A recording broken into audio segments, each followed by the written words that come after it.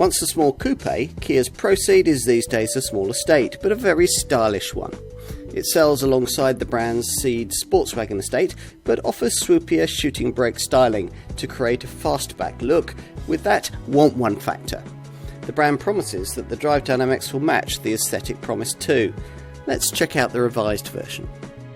Gone are the days when Kia was content to merely try and reach a minimum class standard when it comes to drive dynamics. Ex-BMW M chief Albert Biermann, who during the creation of this car was Kia's head of handling development, spent 6 months with his team fine-tuning this Proceed, and the brand promises that you'll feel the difference even on a very short test drive. Revisions over the Ceed hatch and Sportwagon include a body lowered by 5mm, plus a rather counterintuitive combination of stiffer springs and softer anti-roll bars to keep the tyres in better contact with the road surface. At speed, you realise immediately that the setup's firmer than it would be in a normal Ceed, but at the same time, the car flows over uneven tarmac with supple confidence.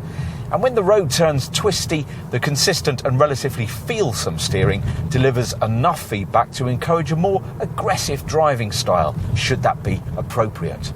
There is now just one engine option, a 158 bhp 4-cylinder, 1.5 litre TGDI power plant, mated to 6-speed manual transmission. In terms of handling updates for this facelifted third generation model, Kia's largely left the setup alone, which is fine by us, as that was one of this model's strongest aspects. Engine noise is enhanced by a soundtrack, emphasised through flaps in the exhaust, and delivered into the cabin through the stereo speakers. If you're going to sell on style, you have to make an effort. And sure enough, the Proceed shares only the front wings and bonnet with other Ceed body styles. The roofline is 43mm lower than on an ordinary Ceed SW estate and 5mm longer.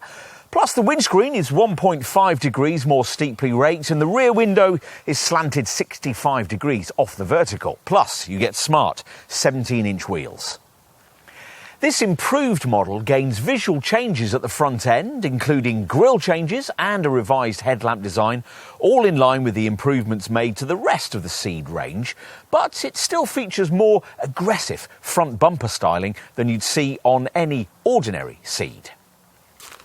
And what the designers call a coast-to-coast look for the rear that unites the LED tail lamps with the double exhaust pipes. Let's take a look at the interior. Inside, it actually feels quite special, especially with the mandatory GT line trim, which features leather and Alcantara sports seats with white stitching and GT line badging. There's a sporty flat-bottom steering wheel and black roof lining. In this revised model, a large instrument cluster screen is paired with this 10.25-inch centre monitor to brother enhance driver interaction. OK, let's proceed to the rear doors. Now, at least you get them. Classic shooting brake models of the 70s never did. This model's lower hip point means you rather drop down into the seat bases, but it does compensate to some extent for the reduced height of that swept back ceiling, meaning that there's actually more headroom back here than the exterior styling leads you to expect there might be.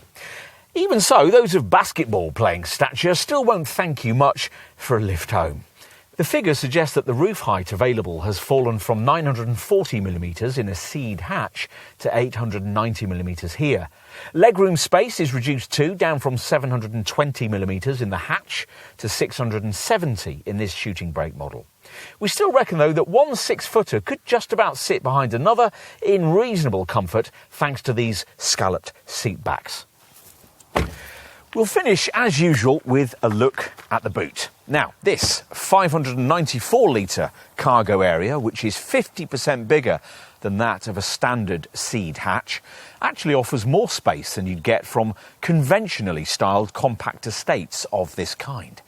Like station wagon versions of the Ford Focus, the Vauxhall Astra and the Seat Leon. And its capacity is only 31 litres less than you'd get in a Ceed Sportswagen, mainly because of this more steeply raked rear screen. This Proceed needs to be reasonably affordable to run to interest likely buyers, and the figures seem to stack up acceptably well. The 1.5T GDI petrol engine achieves 48.7 mpg on the combined cycle and 131 grams per kilometre of CO2. This model's shooting brake concept may be a nod to past hunting wagons of the landed gentry, but the concept here is very much of our time, a compact yet spacious estate that doesn't drive like one. It's nicely finished, practically configured and relatively affordable to run. It's very much an estate for people who wouldn't normally buy such a thing, and that makes it quite a tempting prospect.